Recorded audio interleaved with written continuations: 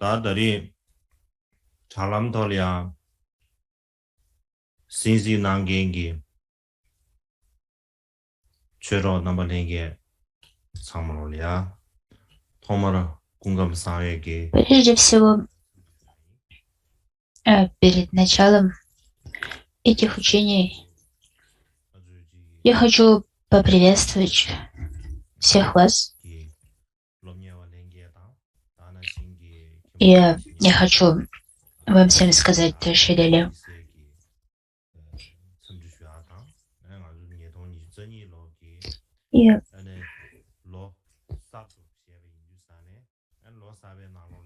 И также я приветствую всех тех, кто слушает эту трансляцию онлайн. Я надеюсь, что у вас все хорошо. И в особенности я хочу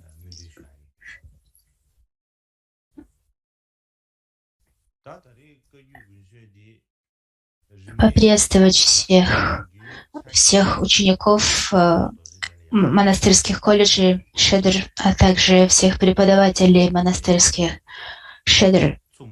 Также мы сейчас в начале Нового года, 2022 года, поэтому я хочу вас всех поздравить с Новым годом, пожелать вам крепкого здоровья.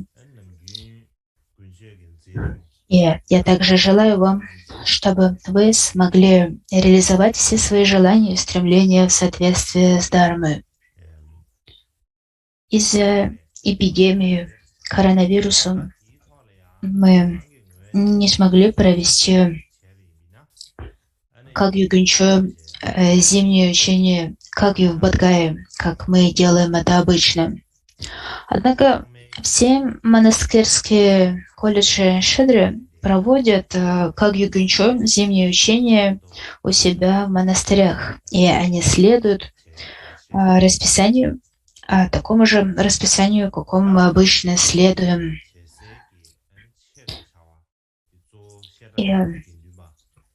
И многие говорили мне о том, что было бы хорошо даровать учение. И именно поэтому, для того, чтобы не разочаровать вас, не обмануть ваши надежды, мы организовали эти учения.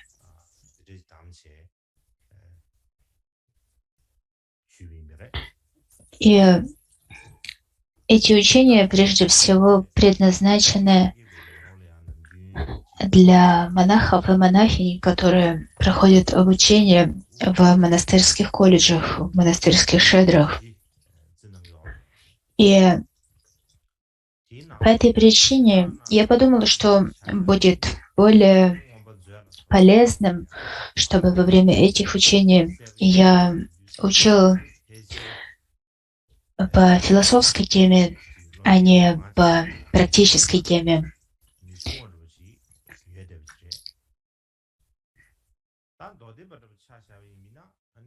И именно поэтому я выбрала эту философскую тему. Вы знаете, что всего выделяют 4 буддийских философские школы. Школа Вайбашики, Саудрандики, Читтаматры и Мадхьямаки. И то, что касается первой школы Вайбашики, оно очень подробно описывается в Абхидharma Коше, сокровищнице Абхидharмы Васубанду. И поэтому большинство из вас наверняка знакомы с этой философией.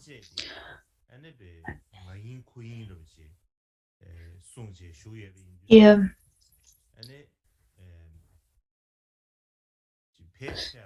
что касается Саудрандики, то у нас не так много текстов дошло до нас, трактатов, которые бы детально описывали воззрение Саудрандики.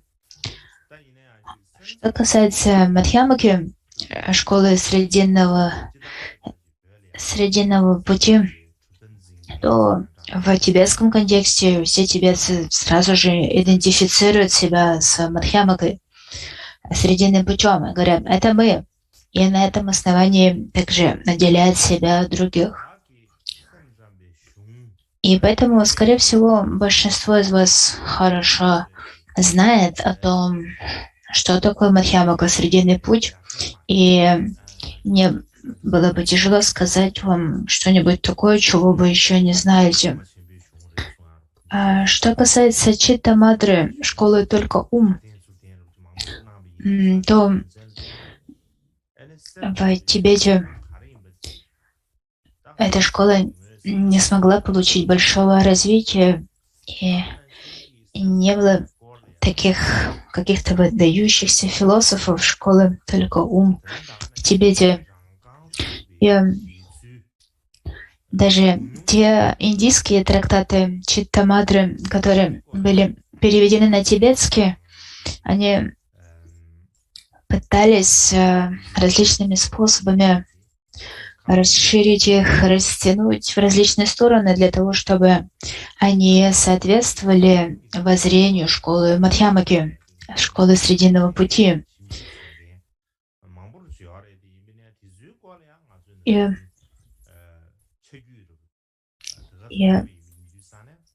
поэтому в Тибете довольно мало ученых, кто идентифицировал себя со школой только ум Читта Мадры. И нету работ, тибетских работ по поводу того, чем является эта школа. Однако, если мы взглянем на развитие буддистской философии в мире, то много ученых, мировых ученых, посвящают себя изучению Читта Мадры. Но мы мало знакомы с этими исследованиями. И поэтому можно сказать, что для нас все эти исследования в сфере Читта Мадры — это такая большая черная дыра, черная зона. И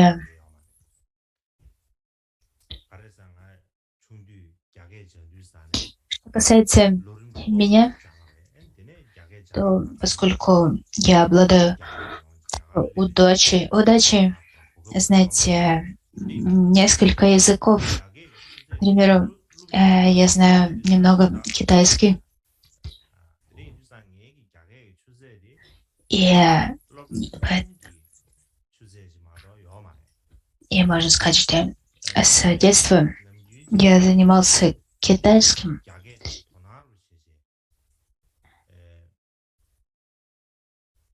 И я дошел до 6 класса программы китайской школы. Однако после того, как я уехал из Тибета в Индию, то я несколько отвлекся от изучения китайского. И можно сказать, что касается общей программы китайской образовательной школы, то я не так уж сильно продвинулся в этом. Однако, что касается китайского языка философии, это то, что меня особенно интересует, поэтому я посвящал свое время изучению китайского языка, буддийских трактатов, и в частности я изучала китайский буддийский канон. У меня было много учителей китайского, когда я был ребенком, поэтому если бы я захотел поблагодарить их всех, то было бы сложно, и, возможно, я забуду кого-то, и они обидятся. Говоря в общем, у меня большинство моих учителей китайского были тибетцами, но у меня был один учитель, который был китайцем, был уже пожилым человеком, ему было 70 или 80 лет. Возможно, его уже нет в живых. И когда он учил меня, я не слишком был усерден в этих уроках, поскольку тибетцы, окружающие меня, говорили, что китайский не следует учить, поскольку мотивация, с которой они пытаются обучить вас китайскому, не является такой уж хорошей. Все люди критиковали то, что я должен был изучать китайский. Именно поэтому я не не так уж много прилагал усилий к изучению китайского. И, тем не менее, я смог выучить немного китайского благодаря усилиям всех этих учителей, и поэтому сейчас я хотел бы выразить свою благодарность всем им. И поскольку я знаю немного китайского, в последние годы у меня была возможность читать статьи и исследования как в Китае, так и на Западе, которые изучают философию. И это расширило мои знания. Также можно сказать, что это открыло мне глаза. И то, что я увидел, это то, что для современных тибетцев очень важно исследование тибетского буддизма. И поэтому, если у меня будет возможность рассказать вам немного о том, что я узнал, я надеюсь, что это будет полезно для вас. Именно такова моя надежда и устремление.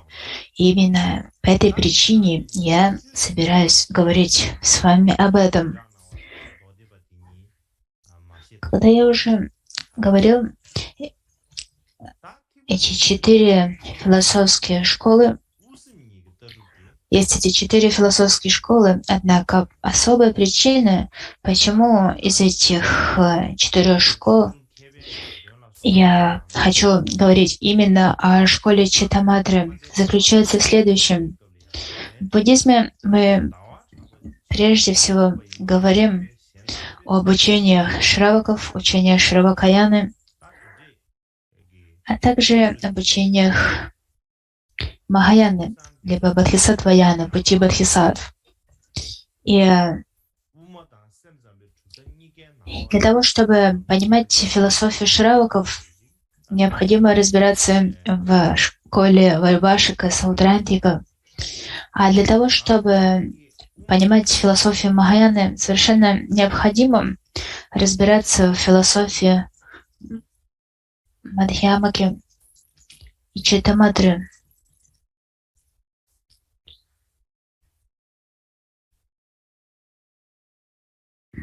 И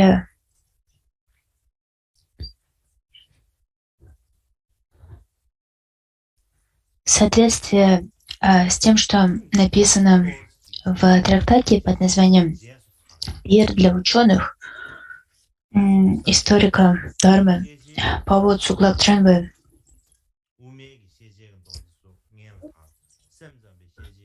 в то время, когда Чандракирти пребывал в Наланде, он был единственным ученым, который следовал школе Мадхьямаки.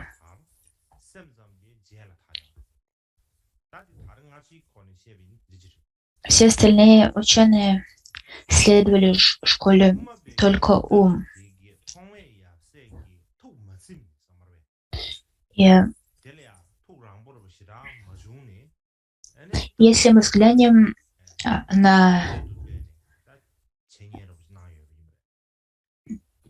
то время, перед тем, как эти 2 философские школы Мадхьямаки и Читаматры обрели свое развитие, то мы можем отметить, что сначала распространились сутры Праджняпарамиты, запредельной мудрости, и немного позже распространились или вы получили известность сутры, на которые опирается школа Читаматры, например, Ланкаватара сутры и другие.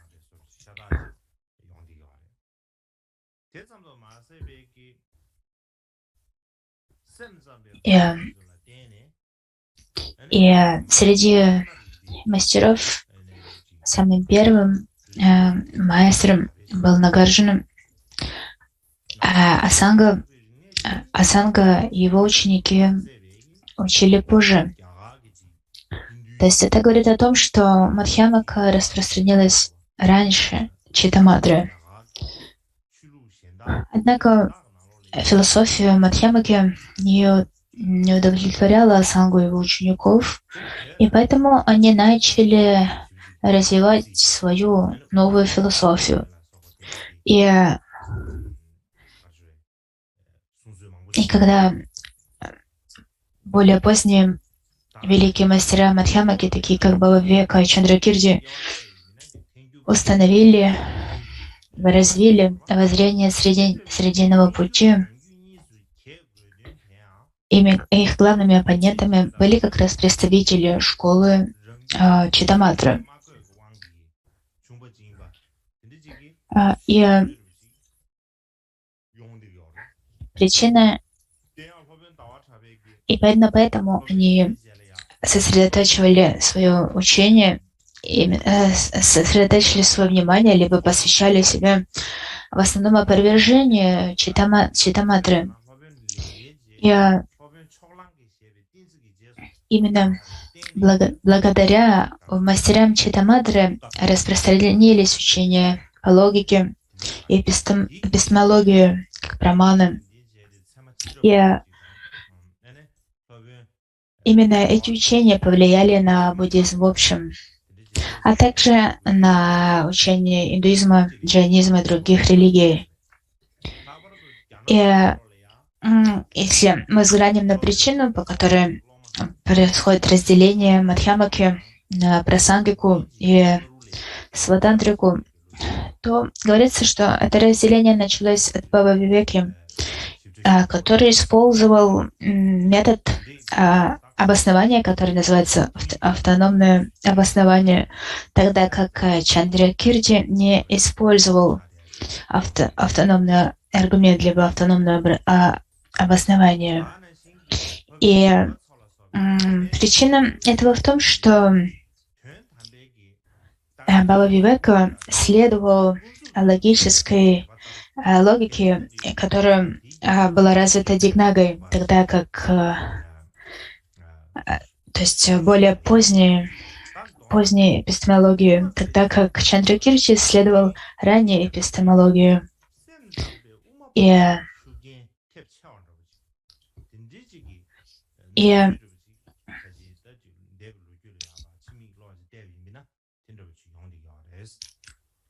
И последователи Читаматры, Йогачары, они объясняли абсолютную истину согласно Мадхьямаке, срединному пути, а в относительную истину согласно Читаматре. И поэтому можно сказать, что в их изложении Читаматра и Мадхьямака они сближались. И это также свидетельствует о том, что это не Мадхьямака влияла на Читаматру, а скорее Читаматра влияла на Мадхьямаку. Кроме того, если мы взглянем на традиции разделения сутр Махаяны на 3 поворота колеса Дharмы, то во втором и третьем повороте колеса Дharмы содержится много сутр, и среди них есть такие великие известные сутры, такие как Аватамсака сутра, к примеру. И изначально Аватамсака цитировалась как источник именно школы Читаматры.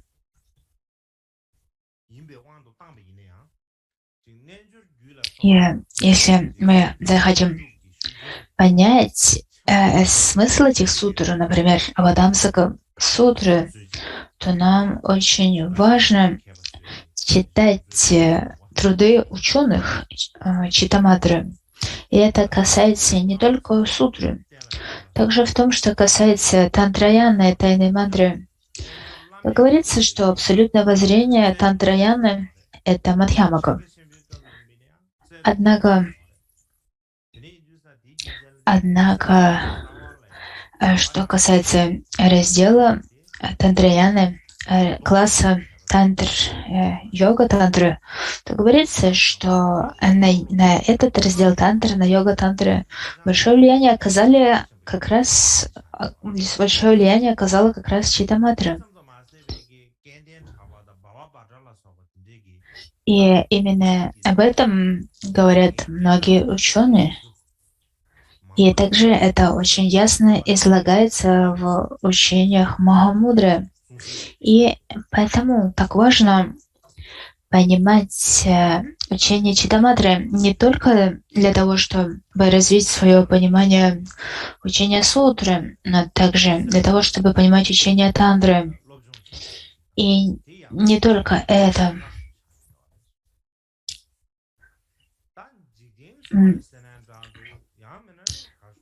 Многие известные авторы шастр, комментариев на Тантре, включая Бхавья-кирти и Бхава-бадру, также известны тем, что они были последователями Читаматры. И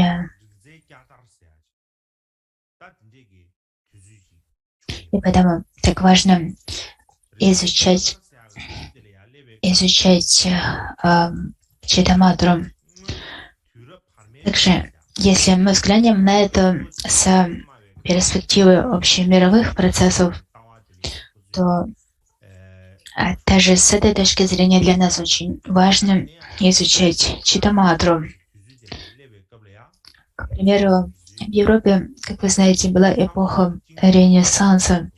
Это период европейской истории, возрождения, Ренессанс. И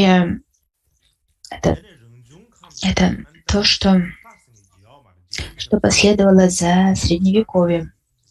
Средние века сменились эпохой Ренессанса в 15-16 веке. И в эпоху Ренессанса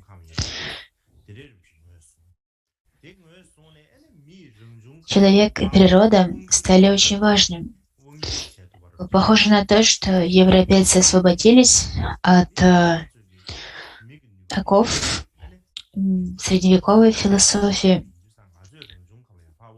и всех этих догм о том, что мир создан Богом, и начали в результате ученые обратили свое внимание на природу и человека.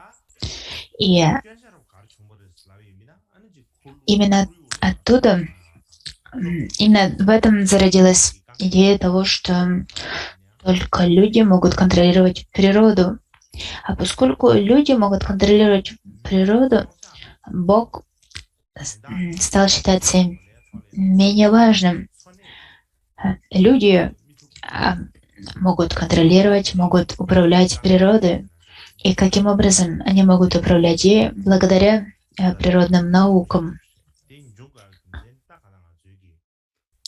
И именно с этого времени начались все те развития, которые привели к разрушению окружающей среды, загрязнению экологии воздуха и всем трудностям, с которыми мы сталкиваемся сегодня.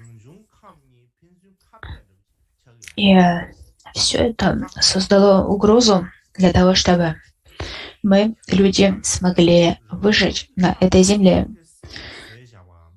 И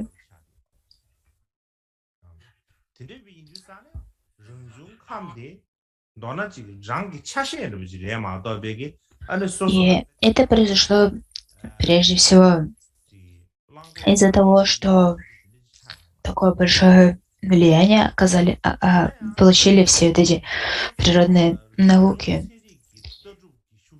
Однако, если мы взглянем на воззрение Читаматры, то мы увидим, что весь окружающий наш мир является нераздельным от нас, поскольку весь природный мир является порождением нашего собственного ума. И именно поэтому он является частью нас. Он не является чем-то отдельным.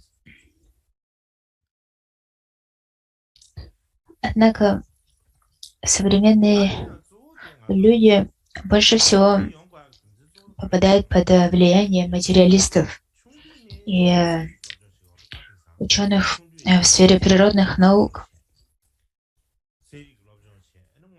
И именно поэтому они считают философию Читаматры бессмысленной и даже смеются, когда слышат о ней.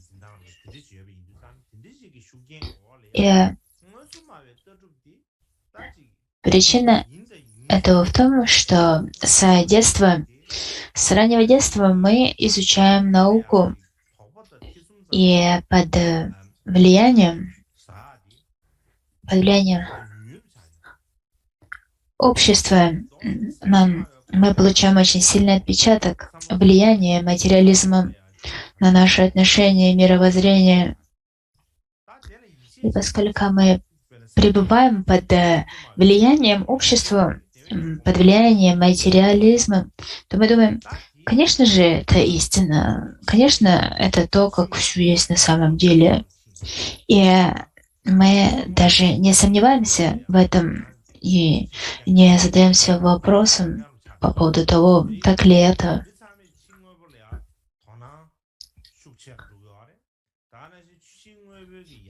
И очень мало людей задумываются о том, что ум важен, и еще меньше людей полагают, что ум имеет наибольшую важность, наиболее значение.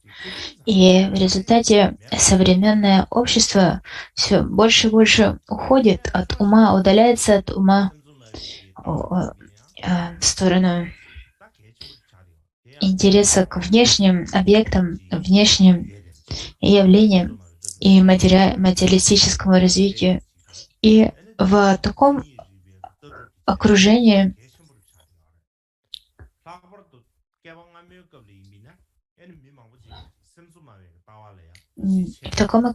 очень мало людей, можно сказать, почти никто не сомневается в материалистической философии. А если мы попытаемся взглянуть на это с другой точки зрения, то мы увидим, что системы и философские воззрения, которые объясняют ум как принципиально важный, с древних времен имели очень большое влияние на философию, логики и на общее мировоззрение. К примеру, с точки зрения дхармы, говорится, что сейчас мы переживаем времена упадка, темные времена, и это также влияет на то, что нам необходимо изучать школу Читаматры. Это не только увеличивает наши знания,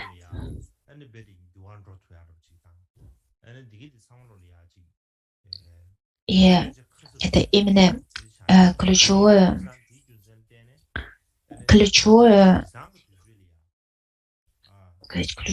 в этом самый главный смысл, поскольку это меняет наше отношение к внешнему миру. Мы начинаем видеть его по-другому. И также мы по-другому начинаем видеть смысл нашей жизни.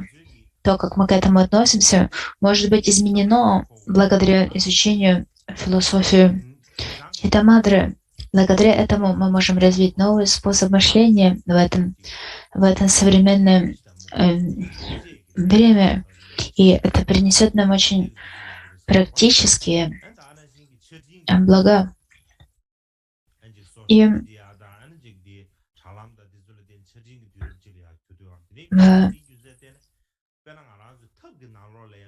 Но то, о чем нам следует подумать, это то, что современное общество живет в технологическом веке.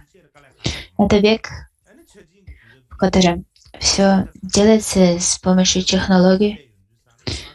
Также это век информации, в котором такое большое влияние имеют средства массовой информации и интернет.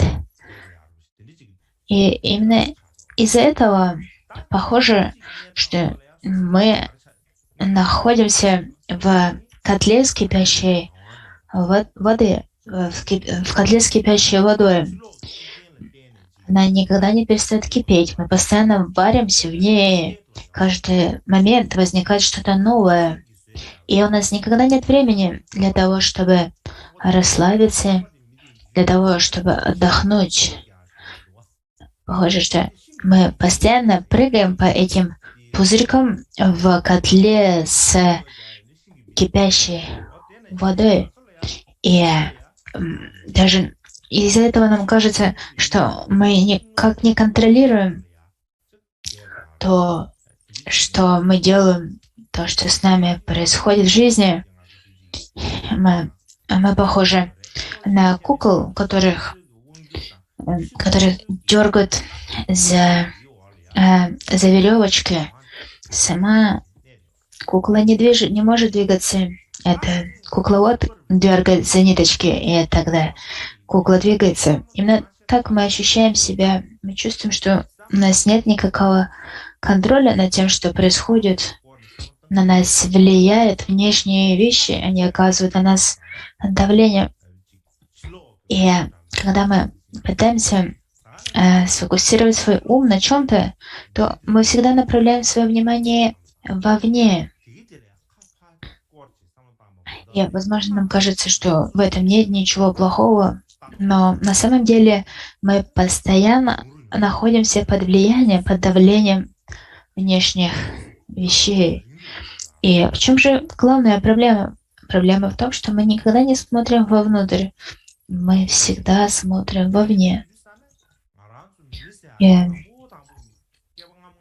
мы смотрим на людей вовне. Мы не смотрим на свой ум. Мы не обращаем внимания вовнутрь.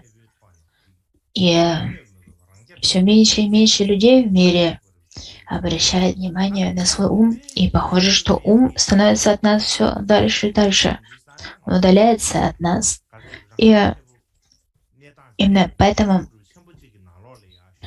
когда мы думаем о том, в чем же заключается то, что мы люди, то кто мы? К примеру, в прошлом, если человек был кочевником, то кочевник должен был уметь жить, полагаясь на свои усилия. И также он имел очень тесные связи с другими людьми. Был как бы маленькой частью большого механизма. То сейчас мы чувствуем себя по-другому. Мы не полагаемся на себя. Мы все больше и больше полагаемся на других. К примеру, возьмем тибетцев. Тибетцы все больше и больше отдаляются от своей культуры, своих корней. И мы теряем связь со своим умом, со своими истоками, и поэтому мы больше не можем распознать и понять, кем мы являемся. И похоже, что это и есть самая большая проблема в современном обществе. Это то, что мы отделены от своего ума. И также в то же время мы разобщены, мы отделены от других людей, отделены от своей семьи, от своих соседей. И мы чувствуем себя в изоляции, мы чувствуем себя одинаковым. И именно из-за этого возникает много ментальных болезней, ментальных проблем. И большинство и из этих ментальных проблем, возможно, можно вылечить с помощью медицины. Однако ключевым в таком процессе выздоровления это усилия самих пациентов, самих больных. Они должны прилагать усилия для того, чтобы преодолеть такое состояние. И это состояние вызвано прежде всего разобщенностью, утратой связи с другими. И причина, по которой мы не начинаем, мы не хотим принимать каких-то шагов для того, чтобы преодолеть эти ментальные проблемы, заключается в том, что мы не знаем, кем мы являемся. Первым шагом на пути излечения является понять, кем мы являемся, встретиться с самим собой. И в этом контексте, когда мы изучаем школу Читаматры, только ум, когда мы изучаем, как она возникла и чему она учит, то мы можем увидеть, что эта школа возникла именно из исследований человеческого ума. И чему посвящают себе ученые школы «Только ум», это изучение тому, чем является ум, в чем заключается его функция, в чем заключаются его способности. И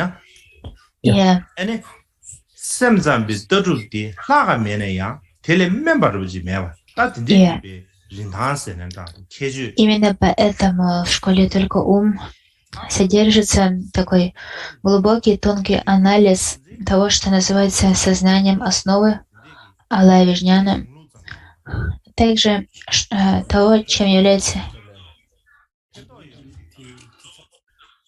омраченный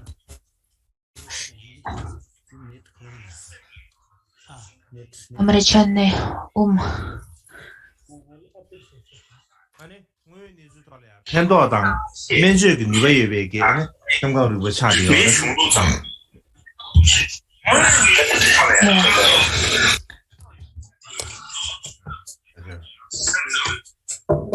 Проблемы со звуком.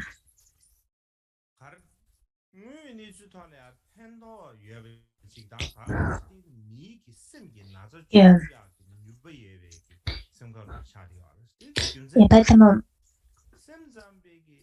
поэтому в школе «Только ум» уделяется такое большое внимание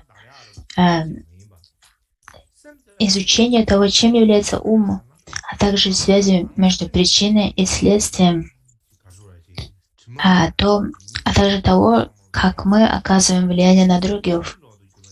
И это связано также с тем, что философия Читаматры также содержит в себе целостную систему психологии.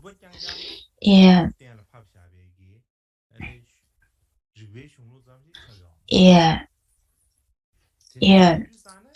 это в результате этого также можно сказать, что философия природы ума, философия школы «Только ума», она не только теоретическая, она также направлена на то, чтобы излечить ум, исправить ум от всех негативных влияний. Это не просто академическая дисциплина, не только логическое обоснование, это также то, что имеет практическое применение. И поэтому не следует относиться к Читаматре просто как к науке, которую наши предки оставили для нас. Это живая система. которая имеет большое влияние и значение для нас в это время. И также это то, что имеет большое значение для медицины. И в литературе Читамадры есть много всего, что противоречит науке, того, что уделяет внимание вере, преданности.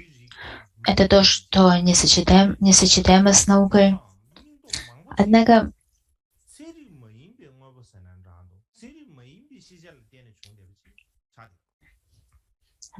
при этом следует понимать, что в нашей повседневной жизни есть много различных переживаний и ситуаций. И если мы зададимся вопросом, а способна ли наука исправить все это, помочь нам со всеми этими ситуациями и переживаниями, которые возникают. И ответом на это, скорее всего, будет то, что смелость и сила необходимы для того, чтобы выжить как человеческой расы.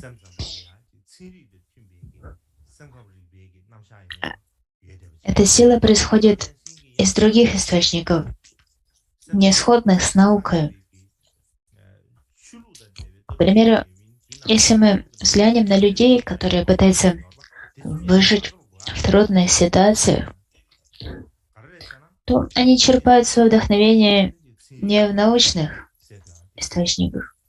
И изучение их опыта придаст нам понимание смысла жизни. Они черпают свое вдохновение из своего ума. И поэтому философия Читамадры так важна. И также это то, что, возможно, может быть связано с религией.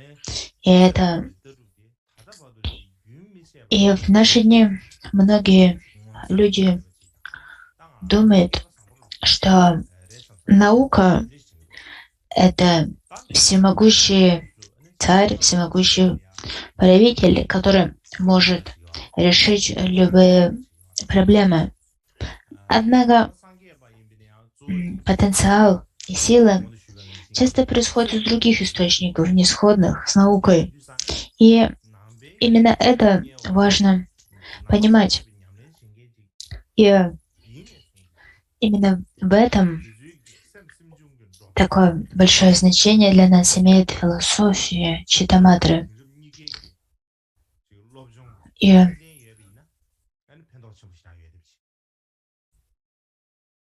именно поэтому многие начинают интересоваться Читамадрой в буддийском контексте, поскольку буддизм в общем определяет уму очень большое значение. Однако школа только ум Читамадра определяет ему особое значение. И поэтому для всех, кто изучает буддизм, очень важно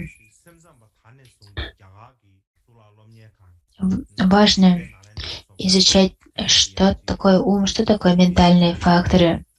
И это будет полезным дополнением для нашего современного образования. Если мы захотим понять, как буддизм объясняет ум и ментальные факторы, то мы не сможем разобраться в этом без школы Читамадры. И без философии Читамадры наше понимание ума и ментальных факторов будет неполным.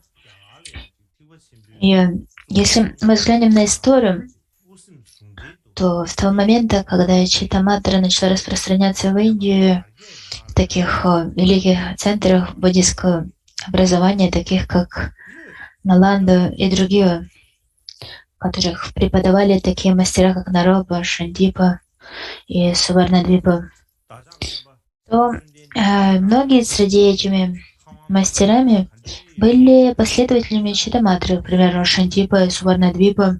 Они были учителями в Наланде, и они были последователями Читаматры. И именно это показывает нам тот факт, что в древних центрах буддистской философии Мадхьямака и Читаматра сосуществовали. И именно поэтому процветали учения Махаяны. И сам Будда, наш учитель, уважал различия между способностями, склонностями, интересами своих учеников. И он учил их в соответствии с их интересами и их склонностями. Именно в результате этого возникло столько разных философских систем, школ и так далее. Все они появились в силу того, что Будда изучал, давал учения по-разному. И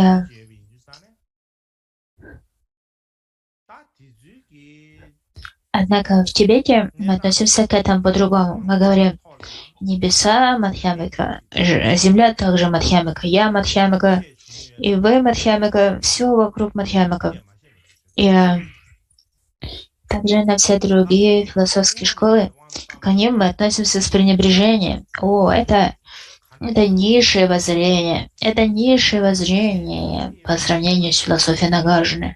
Это не то, что является самым важным. Именно так мы относимся к этому. Мы относимся к этому с пренебрежением. И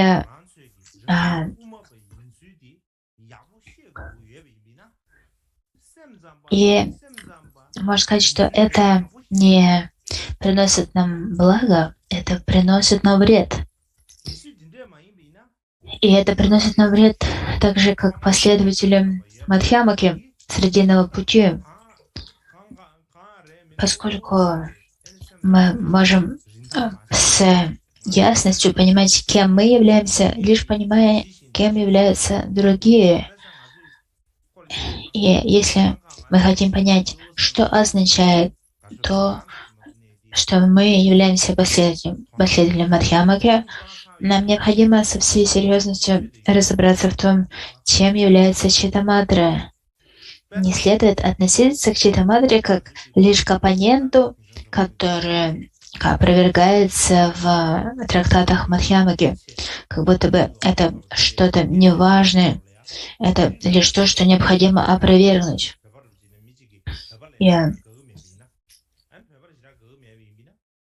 И если мы относимся к Читаматре как к чему-то неважному, то мы не сможем понять качество и характеристики этой школы. К примеру, в нашем современном обществе, в больших городах, таких как Нью-Йорк и другие, проживают люди, принадлежащие к различным этническим группам. Есть среди них те, кто не любит тибетцев. И они не любят их, и они не ценят тибетцев. И поэтому они не смогут понять, в чем заключается их качество, их особенности. Они не смогут это понять именно потому, что они не ценят их, они не относятся к ним с серьезностью. И именно поэтому они не могут понять качество и отличительные черты тибетцев. Именно с этим можно сравнить наше отношение к Читаматре. Просто относимся к этому как к чему-то неважному, к тому, как к чему-то, что полностью было побеждено, преодолено, разрушено, Нагарджуной. И поэтому это не является чем-то, что нам следует серьезно исследовать. И именно это блокирует любую возможность для того, чтобы изучить Читаматру со всей серьезностью и вниманием. Если мы взглянем на отношение к Читамадре в буддизме в общем и среди монахов и монахинь, учеников монастырских колледжей в частности, то можно с уверенностью сказать, что наши знания Читамадре очень ограничены. И причина этого заключается в том, что великие тибетские ученые предлагали не согласованные между собой объяснения того, кем были великие ученые Читамадры и в чем заключалась суть их великих трактатов. И поскольку у нас нет ясности в том, кем были мастера Читамадры и в чем смысл их трактатов, для нас сложно изучать философию Читамадры. И даже если кто-то посвятил десятилетия изучению в монастырской шедре, то, возможно, все, что они знают, это учение о 3 природах, 3 лакшанах. Но даже если спросить такого ученика, а в чем смысл 3 лакшаны, 3 свабхавы, 3 природ, 3 природ, то даже им будет сложно объяснить этот аспект, этот важнейший аспект философии Читамадры с ясностью. И все, что мы можем услышать в ответ, это что Мадхьямака является самым глубоким, самым высоким воззрением. И ни у какой другой школы нет таких глубоких систем и категорий, как у Мадхьямаки. Однако, если кроме таких утверждений мы попытаемся понять, в чем главные категории и понятия Читамадры, то это будет очень полезным. И сколько бы мы ни изучали философию, все еще будет много всего, что мы не понимаем. И сейчас перерыв на 30 минут.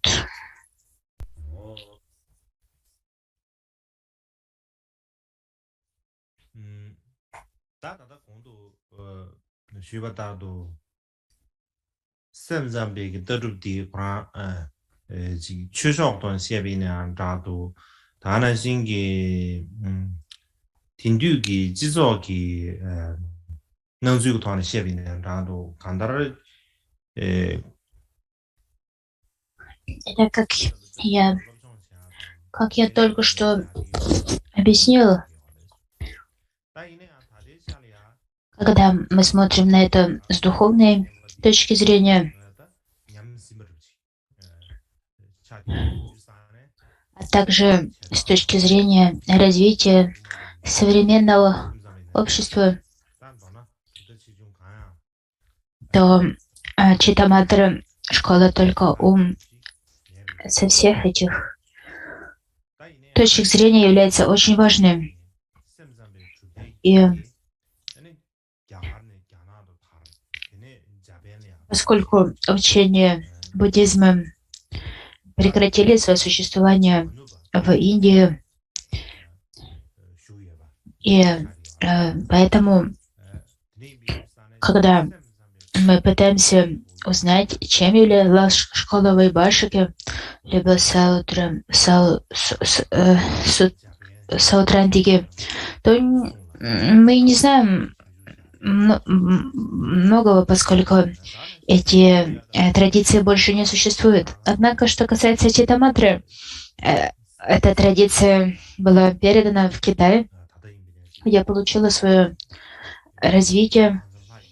И поэтому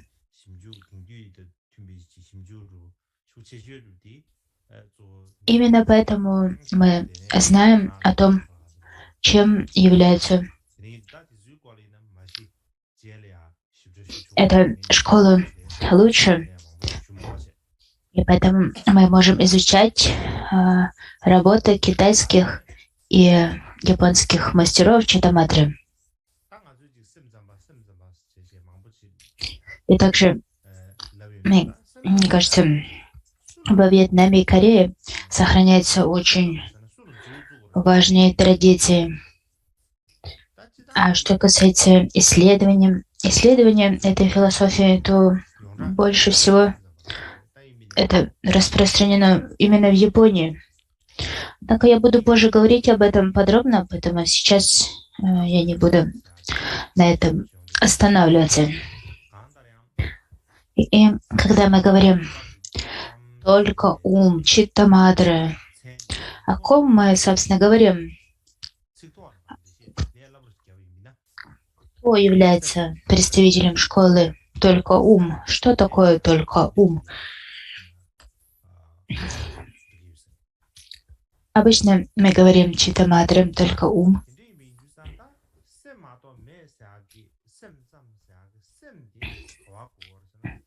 Однако в трактатах, которые содержатся в Тенгюре, скорее, чаще, чем Читтаматра, мы встречаемся с понятием вижняпти, либо только сознание и только восприятие. И нам нужно понимать, о чем мы говорим. Если мы говорим, что нет ничего, кроме ума, то что же мы называем умом? Нет никаких явлений, кроме как ума, как ум. Нет никаких явлений, кроме как ум. И все, что мы называем внутренний ум, либо сознание, влияет на все внешние явления. И главное, что мы имеем в виду при этом,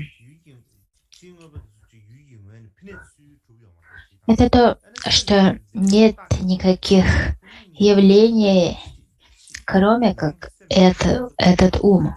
В этом заключается главное значение этого, поскольку обычно мы смотрим на это таким образом, что ум и внешние явления являются чем-то различным. Есть явления, которые проявляются для ума. То есть мы всегда относимся к этому с такой позиции, что есть внешние явления и есть ум, что явление проявляется для ума, и ум познает внешние явления. И у нас есть это понимание того, что ум и внешние явления различны, что они существуют независимо, и каждый из них обладает истинным существованием. Именно таким образом мы обычно понимаем это.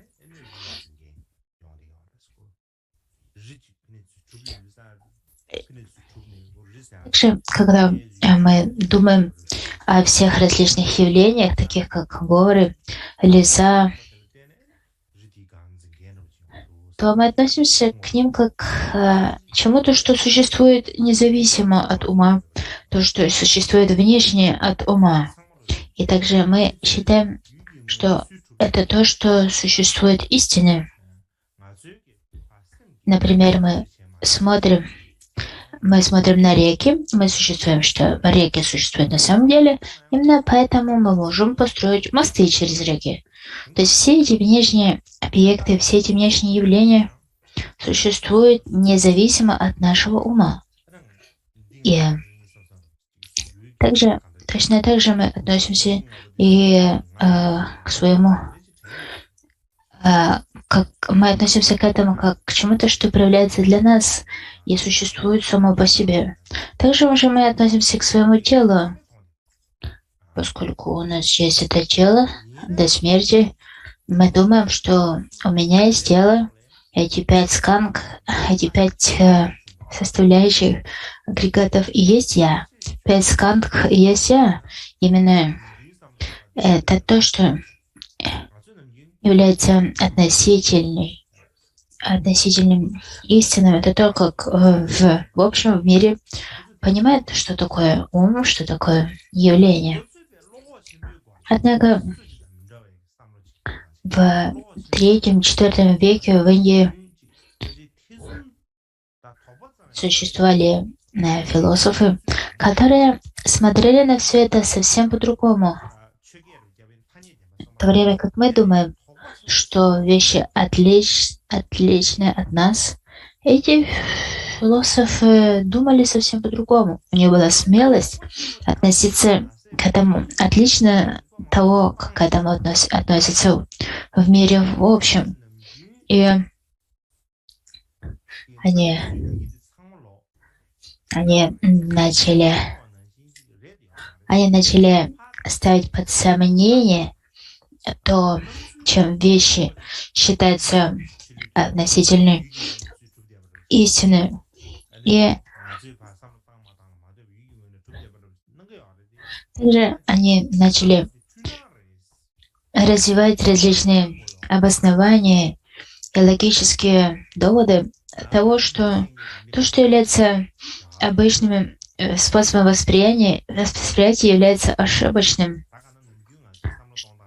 То, что мы считаем, что вещи проявляются для нас, отдельно от нас, это является ошибочным восприятием.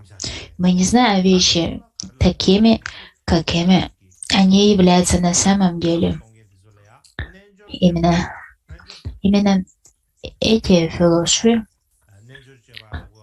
появились в Индии в 3-4 веке, и они мыслили отличным от нас образом. И люди, которые обосновывали это таким особым образом, получили название школы йогачара. Йогачара означает практика йоги. И можно также соединить слово йогачара с читаматрой и сказать, что это практика йоги только ума. И это, что мы знаем, как школа йогачара. Йогачарин — это последователь школы, который придерживается воззрения читаматры, воззрения только ум.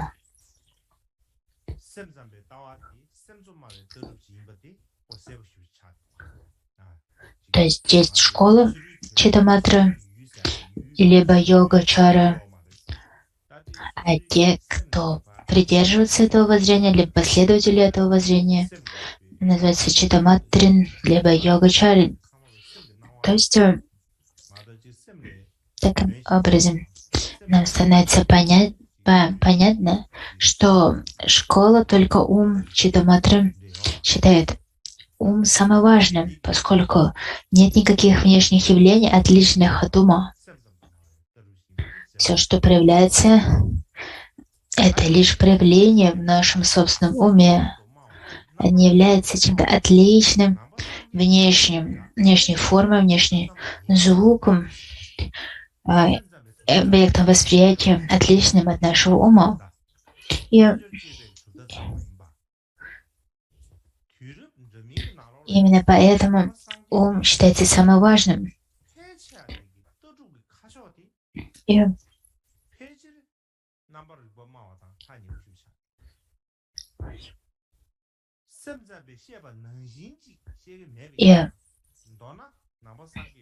именно поэтому школа йогачара, название йогачара, название читаматры являются синонимами. Однако такое воззрение не является уникальным для йогачары и читаматры. Очень многие буддийские школы, либо направления, в котором двигались большинство школ, было как раз похожим на это, на то, что ум является самым важным, и то, что нет, все внешние проявления являются не являются отдельными от ума. Мы не можем сказать, что воззрения других школ идентичны с воззрением Читаматры, но они похожи. И именно поэтому в буддийской философии в общем можно сказать, что самым главным является ум. И если, например, из буддийской философии мы заберем аспект изучения ума, то ничего не останется, поскольку буддийская философия прежде всего учит тому, чем есть чем является ум.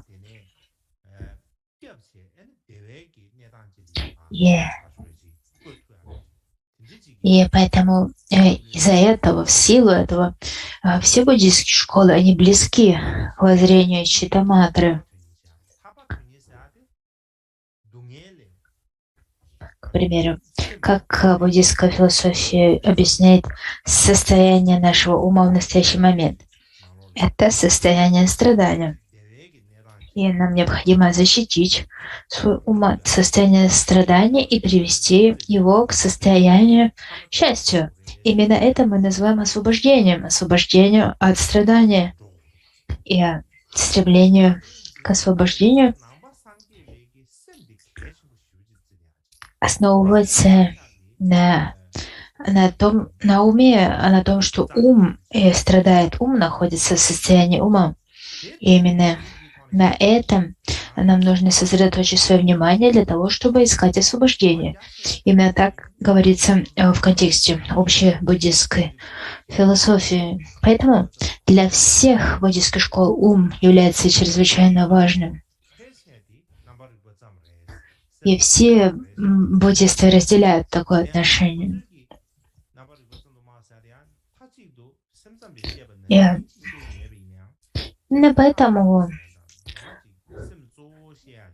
с общей точки зрения можно сказать, что все буддийские школы согласятся с тем, что все является только ум, поскольку ум является самым важным. Однако,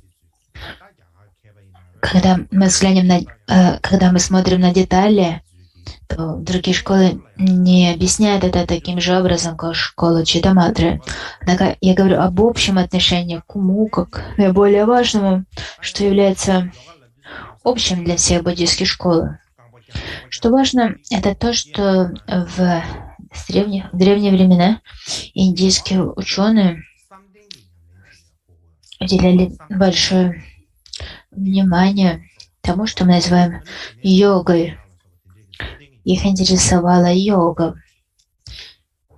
Однако то, что называется йогой в наши дни, это физические упражнения, растяжка и так далее. Однако на самом деле изначально йога имела значение практики медитации, сосредоточения, дхьяны, сосредоточения на дхьянах, самадхи и так далее. Что такое медитация на дхьяны? Это пребывание в медитативном сосредоточении, в погруженности в природу ума. И задача, которая стояла перед адептами йоги древности, это как глубоко мы можем погрузиться в ум, как глубоко мы можем погрузиться в состояние медитативного сосредоточения ума. И это учение о дхьяне, медитативного сосредоточения, оно присутствует в индийской философии с древнейших времен. Если мы вспомним о том, что мы с вами изучали во время летних учений, когда мы говорили о литературе Упанишад, то в контексте этой философии говорилось, что должно существовать некое «я», некая самость, что-то, что мы можем определить как источник. И именно это источник мы называем «я», самость, душа и так далее. И много различных воззрений, которые учили этому. Однако буддисты не соглашались с этим воззрением о существовании «я», либо самости. И в ответ учили тому, что называется бессамостность, и опровергали философские воззрения, которые учили существованию я, самости, индивида, пуруши и так далее. И именно поэтому буддийская философия была в оппозиции, была в противоречии со всеми другими индийскими философскими воззрениями, поскольку Будда учил анатману бессамостности, и в этом он выступал против всех других индийских школ. И не только это.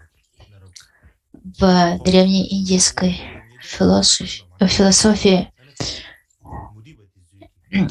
очень важным, если даже не более важным, чем идея о самостности, либо я, это понятие существования самсары. И когда мы говорим о самсаре,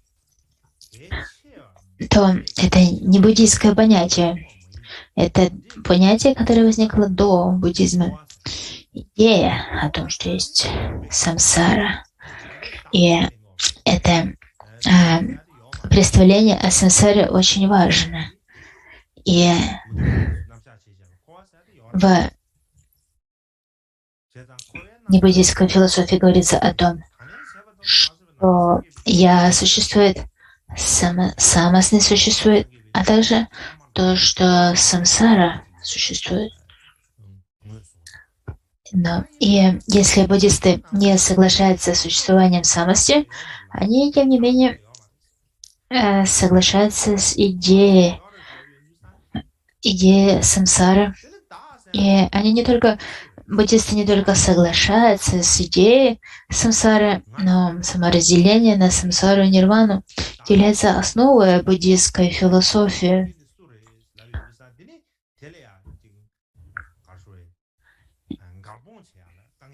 Что мы имеем? С одной стороны, говорится, что нету я, с другой говорится, что есть самсара. Тогда возникает вопрос, а что тогда вращается, кружит в самсаре? Если нету я, нету самости, что вращается в самсаре, в круговороте перерождения? Это кажется немного противоречиво. Если нету я, что же вращается в самсаре? Если нету я, как же мы можем разрешить это противоречие?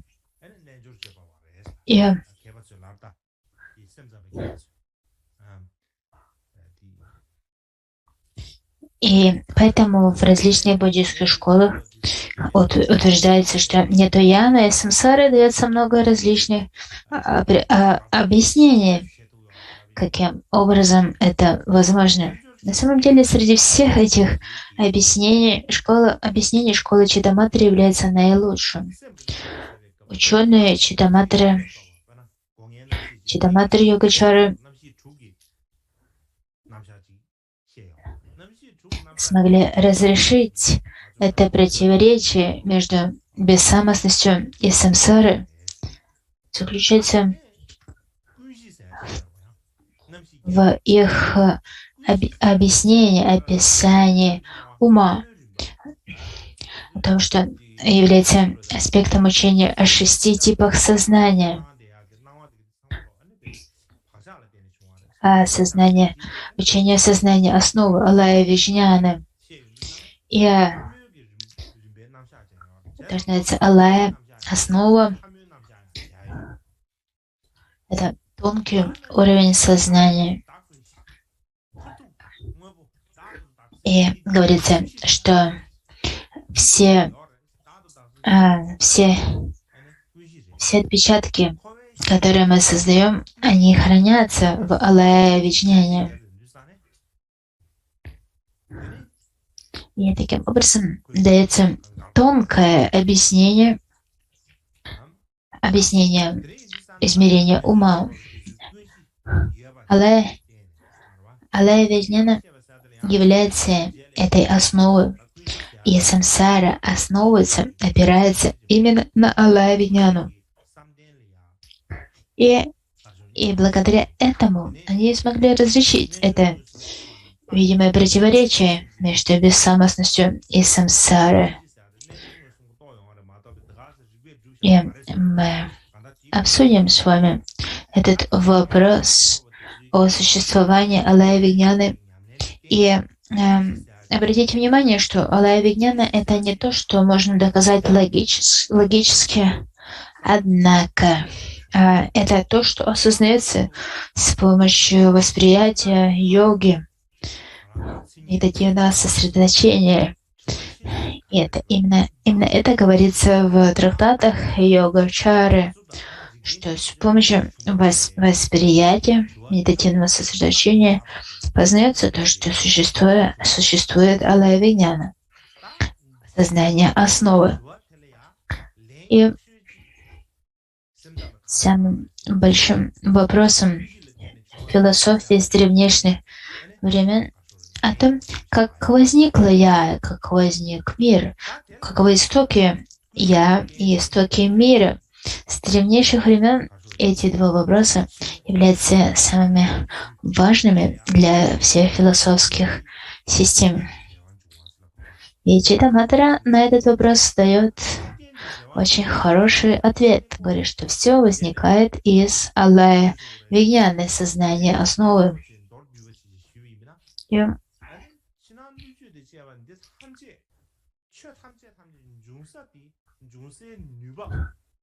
поскольку у школы Читаматры есть это обоснование того, чем является Алая Вигняна, это то, что называется взаимозависимостью Алая Вигняна. Я буду говорить об этом подробно, но описать это вкратце сейчас я могу сказать, что все, что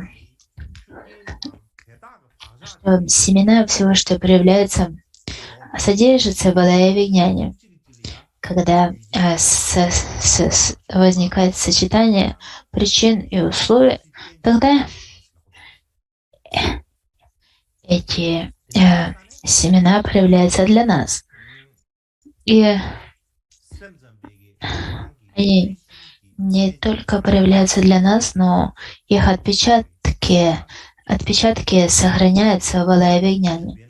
Таким образом, так проявляется взаимозависимость Алая Вигняна. И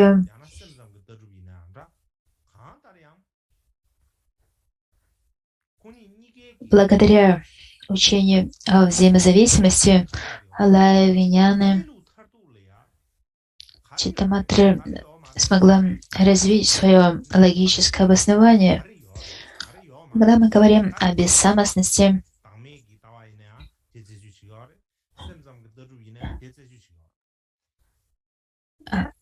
то главный вопрос, который вызывает противоречие дискуссии, это что существует на абсолютном уровне, что существует абсолютно. Это исследуют все философские школы.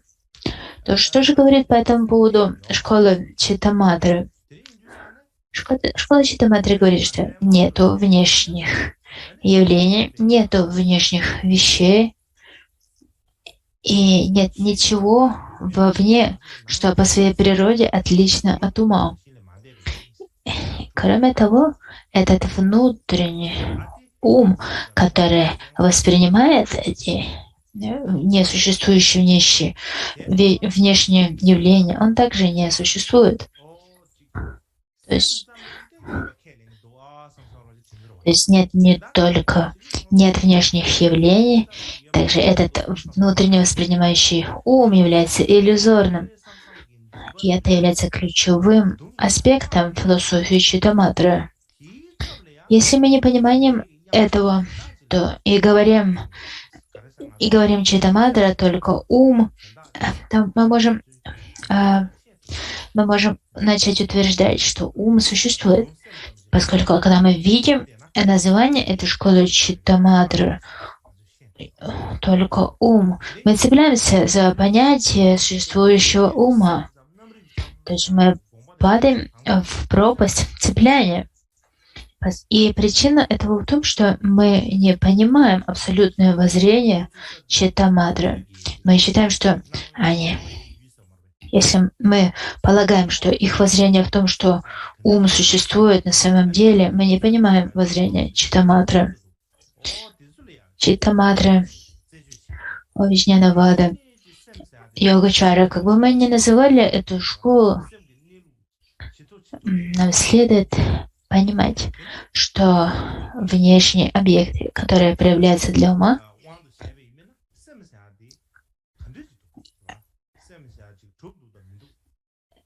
и также мы пытаемся понять это, а также пытаемся понять, чем является этот ум, для которого проявляются объекты. И углубляясь в эти два аспекта, мы достигаем точки, когда задаемся вопросом, чем является ум, существует он или нет. Именно к этому мы стремимся. Это является нашей целью. Нам необходимо продвигаться в этом направлении. И если в конечном итоге мы приходим к заключению, что ум существует, то это свидетельствует о том, что мы не поняли, чем является воззрение Читтаматры. Да. Мы пытаемся понять, чем является ум, мы пытаемся оценить способности ума. Говорится, что есть основной ум, читта, а также ментальные факторы, четтана. И из-за того, что есть четтана, ментальные факторы, для ума проявляются различные внешние явления. И нам необходимо исследовать их и распознать то, чем они являются, и прийти к заключению, что является истинным, а что является ошибочным. И это убежденность, что является истинным, а что является ошибочным, является самой сутью этого исследования.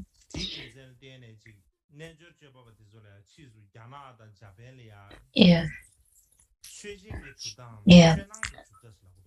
философия Читтаматры описывает явление, которое проявляется, и также исследует то, чем все является на самом деле.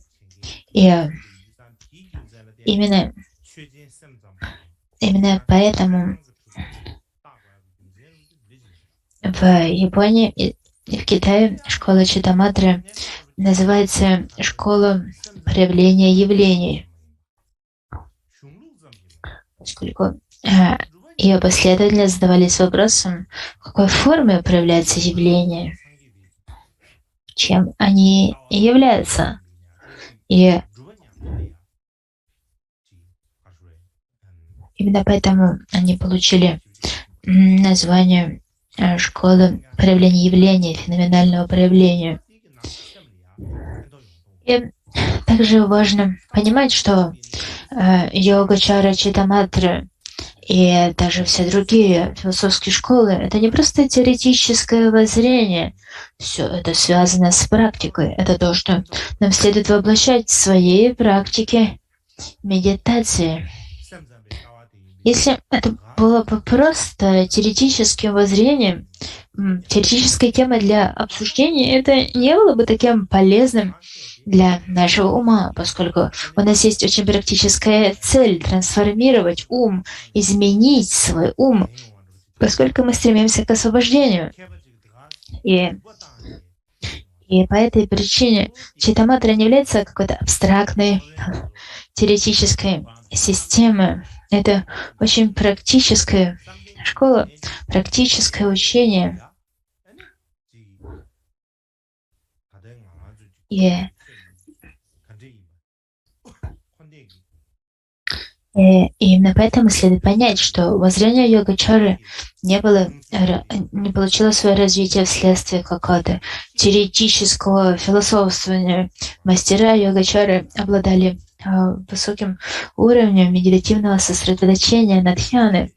И именно в связи с этим они могли видеть, чем является явление самсары и нирваны, как они проявляются, чем они являются, и могли описывать это. И именно это таким образом возникла философская система.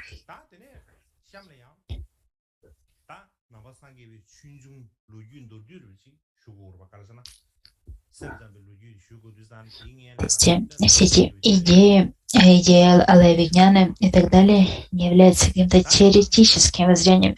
Они связаны с практикой. Но мы будем говорить более подробно об этом. Мы будем говорить об этом более подробно. Сейчас нам следует, я думаю, нам следует обратить свое внимание, вкратце обратить свое внимание на историю буддизма, поскольку когда мы говорим о философских школах, мы смотрим на них в контексте развития философского воззрения. И летом я начал говорить об этом, об истоком буддизма. Итак, через 100 лет после того, как Будда ушел в паринирвану, возникло различие в объяснении обетов между восточными и западными группами монашеской санхи. И именно дискуссии касались 10 главных обетов. И в результате сангха разделилась на 2 части. Те, кто последовали за традиционным объяснением 10 обетов, получили название Ставира-вада. Ставира означает старейшина, то есть те, кто придерживались старого объяснения и традиционного объяснения 10 предписаний 10 обетов. А те, кто хотели изменения объяснения этих основных предписаний, получили название Махасамгиков. Итак, возникли эти две школы Ставира-вада и Махасамгиков. Это первый раз, когда сангха разделилась на 2 школы. То, что называется разделение санги на 2 школы, Ставира-вада и Махасамгики. Также они называются 2 коренные школы.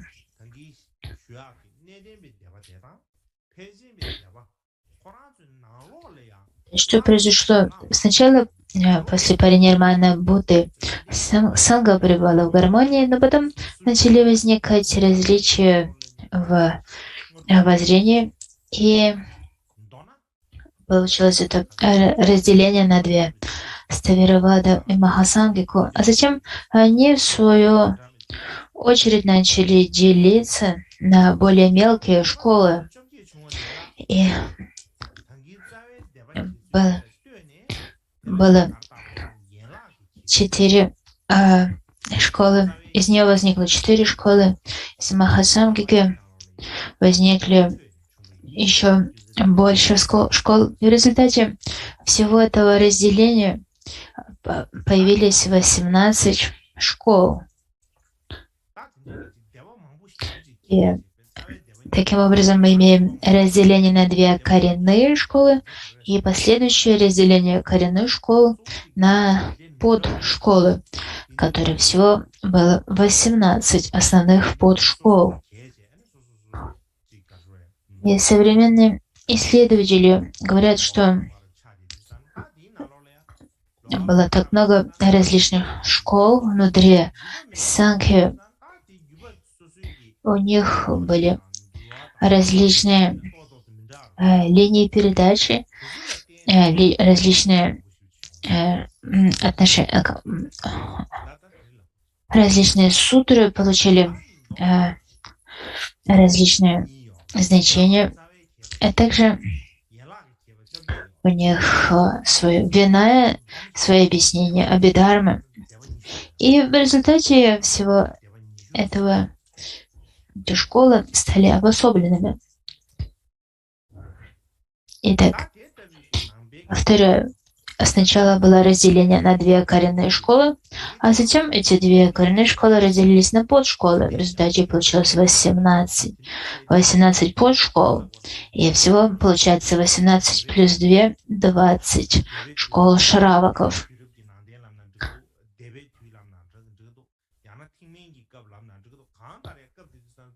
И все эти различные школы стали оппонентами для друг друга, начали дискутировать друг с другом.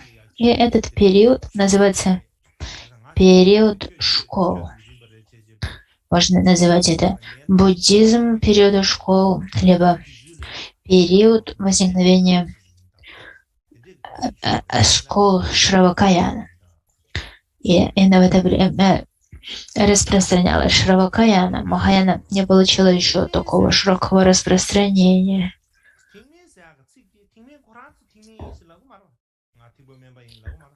И они в основном дискутировали между собой. И именно поэтому этот период называется период ранней школы.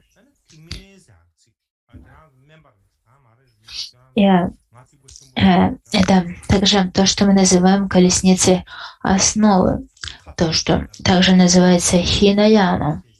Однако они сами себя никогда не называли Хинаяны. Что же такое Хинаяна? Это название дали последователям Шравакаяны, последователям Махаяны. То есть мы, последователи Махаяны, великой Яны, великой колесницы, а вы последователи малой колесницы Хинаяны. И это такое, на самом деле, это такое критичное, либо пренебрежительное название. И сейчас говорится, что это неправильно называть последователей Шравакаяны Хинаяны, поскольку им самим это не нравится. Они говорят, что вы меньше, вы менее значимы. И именно поэтому для нас, последователям Махаяны, нам не стоит называть Шравакаяну Хинаяны. Так в этот период, когда санга разделилась на две коренные школы, это примерно с первого столетия до нашей эры. И затем этот период ранней школы длился до первого столетия нашей эры, а в первом столетии нашей эры началось распространение Махаяны. И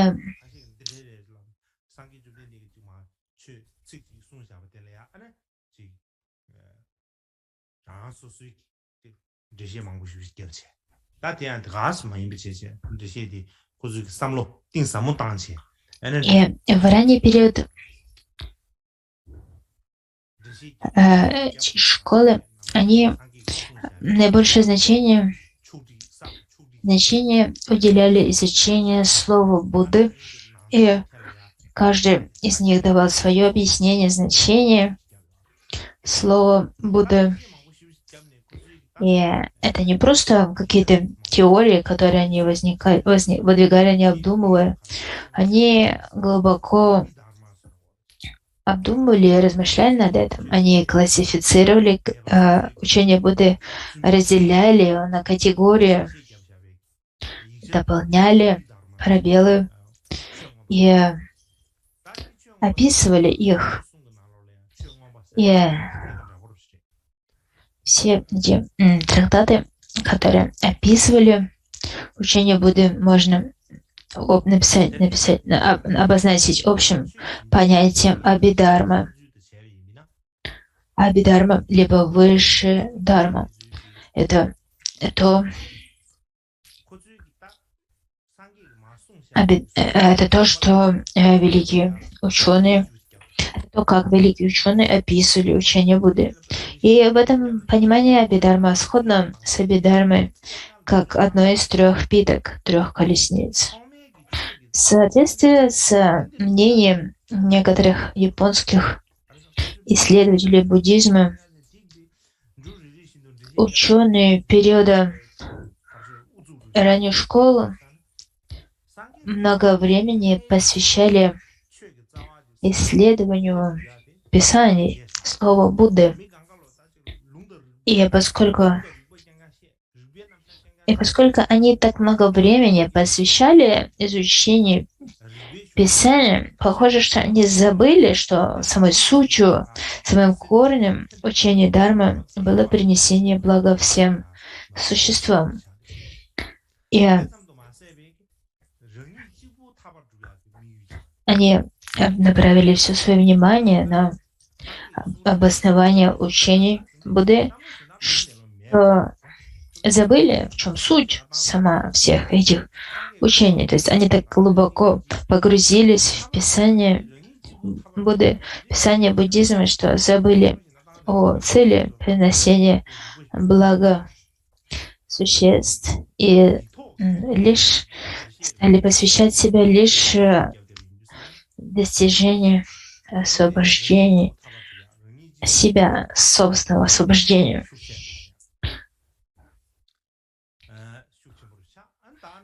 И они сконцентрировались всецело на идее обретения собственного освобождения.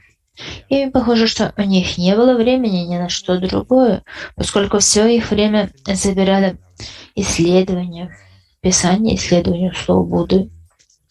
И таким образом они все более и более становились сконцентрированными, все фиксировано на самих себе. И можно даже сказать, что они становились все более запутанными по поводу того, что самым важным во всем этом является принесение блага другим существам. И так много всего происходило между этими ранними школами. Они не дискутировали между собой, кто-то выдвигал вопросы, другие выдвигали опровержения. И в результате они забыли о цели всего этого, цели принесения блага другим. И в результате всех этих процессов, примерно в первом столетии нашей эры, начали возникать все громче стали звучать голоса мыслителей, философов, которые заявляли, что вы забыли о цели всего этого, цели всех учений Будды. А цель учения Будды в принесении блага существам. И именно именно так они стали выступать против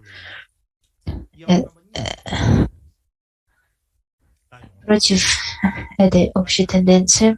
И они не только стали выступать против них, но они стали посвящать себя не обретению личного освобождения, а освобождению ради блага всех существ.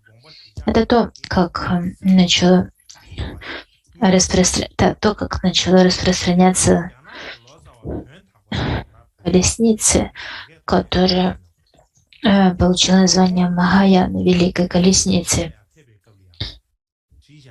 И то, что касается воззрения Махаяны, можно выделить 2 группы последователей. Первое — это те, кто придавали наиболее наибольшее значение воззрению шуньяты, пустотности и тому, что описано в Прагня Парамита сутрах о запредельной мудрости. А другие, те, кто стали обращать наибольшее внимание Самдхи Нирмочана сутры, которая описывается намерение учения Будды. Это то, что на китайском это то, что китайский переводчик Идин в своем описании буддизма, который назвал главной сутью духовной картины в Индии в конце VII века. Он написал так: в Махаяне есть только два разделения. Одно — это Мадхьямака, срединный путь, а второе — это йога. То есть и первое основывается на том, что в абсолютном смысле есть только пустота, либо в абсолютном смысле все пустота. И все остальное иллюзорно. А Читтаматра, Йогачара говорит о том, что нету внешних явлений, есть лишь внутренний ум, и все есть только ум. Именно так описал это Идин.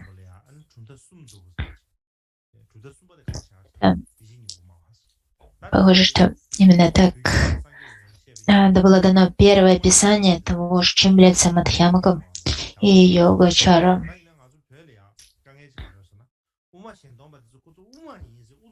И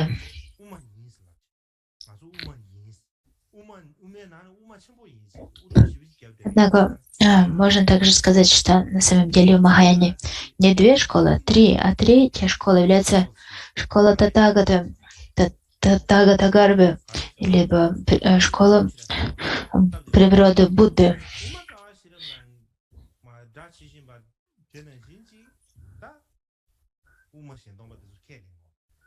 Однако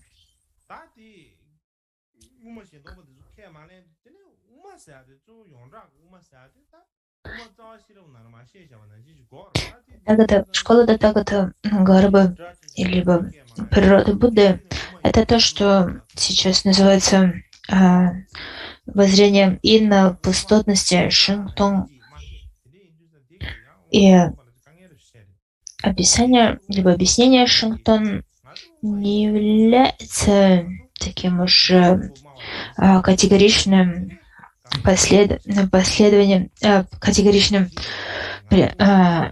описанием, либо категоричным сочетанием с тем, что описывается в коренных строфах о срединном пути Мула Мадхьямака Карики Нагарджуна.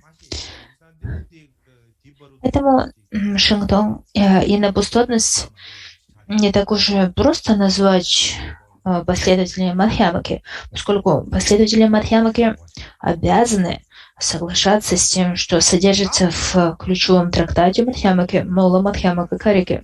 Поэтому на самом деле проще считать последователей в среднем Шинтон как отдельной школы природы Будды Татагата Гарбы. Однако я не думаю, что мне следует углубляться в этот вопрос сейчас. Итак, давайте вернемся к тому, что в Махаяне есть две основные школы — Йогачары и Мадхьямака. И то, в чем связь между Йогачарой и Мадхьямакой.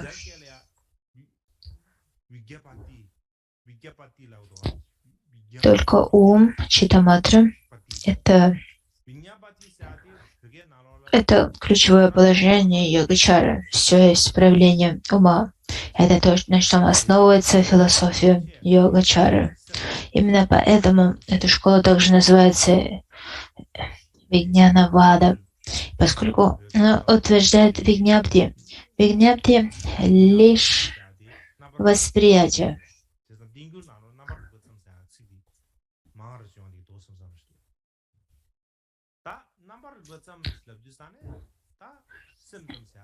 Однако в тибетской традиции самое распространенное название школы это Читаматра, только ум. И понятие Вигнапти стало переводиться как самцам, только ум. На самом деле, на санскрите Вигнапти и Читаматра означает одно и то же, что нет никаких явлений, которые бы выходили за пределы ума. И последователи школы — это те, кто объясняет явления именно таким образом. То есть воззрение Читтаматра сенцам, а последователи — это сенцампа, то есть Читтаматрин, то есть тот, кто придерживается либо утверждает, что все лишь сознание Вигнанавада, либо только ум Читтаматра. Сюда последователи понятия Вигнанавады, Читтаматры. То есть следует разделять саму школу и последователи школы. В тибетской традиции мы не используем название йогачара, но в Китае и в Японии это название используется очень часто. Те, кто, например, сама школа называется переводе с санскрита Читтаматра, но последователи этой школы называются йогачарин. И это похоже на то, как описываются последователи Мадхьямаки, к примеру. То есть те, кто следует объяснению Нагарджуна, данные в Муламадхьямака Карике. Их называют шуньятавадин, то есть те, кто утверждает либо придерживается воззрения шуньяты, пустотности. Точно так же похоже с понятием шуньята-вада и сформировано понятие вигняна-вада. То есть те, кто придерживается воззрения, что ничто не выходит за вигняна, за восприятие, либо сознание. И так в этом заключается основное значение этой школы и последователей этой школы. И это главное, что я хотел сказать сегодня. И, наверное, хорошо будет на этом завершить нашу дискуссию. Завтра мы продолжим. И сегодня я хочу воспользоваться этой возможностью, чтобы сказать всем вам, что в каждом монастыре есть проекторы. Ну, вы поняли, я не знаю, как назвать проектор по-тибетски, но это тот инструмент, который показывает картинки на экраны. И я хочу вам сказать о том, что спонсорами этой техники являются 10 либо 11 спонсоров из Тайваня. То есть эти спонсоры создали такую возможность, сделав такое пожертвование монастырям. Я хочу выразить им свою благодарность за то, что называется фонд Кунджонг. Поэтому благодарю вас всех за этот дар. И я хочу пожелать вам всего доброго в новом году. И на этом мы завершим и посвятим заслугу.